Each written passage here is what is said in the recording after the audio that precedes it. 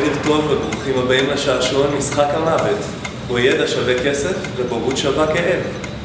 בואו נקבל את המתמודדות שלנו להיום, עדי אברבוך וניצן יצחקי.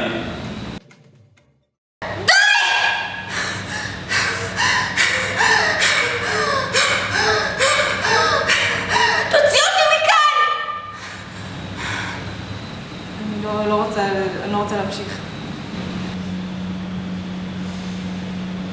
גבירותיי ורבותיי, בואו נשמע אתכם קצת, נראה לה שהיא יכולה לעשות את זה.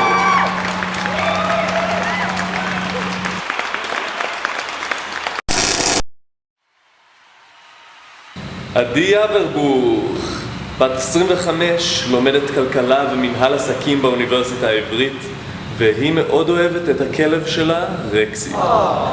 ניצן יצחקי, בת 28, לומדת מדעי הרוח בתל חי, והדבר שהיא הכי אוהבת לעשות זה להשקות את העציצים שלה בבוקר.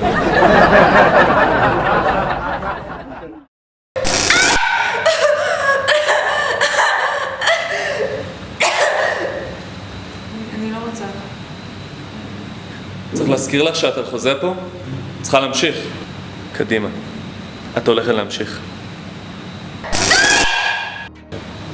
מה המסלול הנכון בחיים? תיכון, צבא, טיול לימודים, נישואים, ילדים, נכדים, או לידה, חיים, מוות?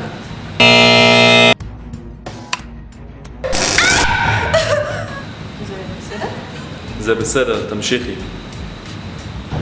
מהי אהבה? פשרה, נתינה, הרגל או פחד?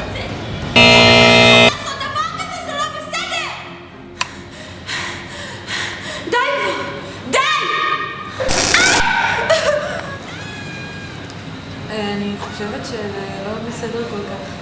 זה בסדר, זה בסדר, תמשיכי. בטוח? מישהו עדי, לקח אחריות על זה? תמשיכי. זה על אחריותי.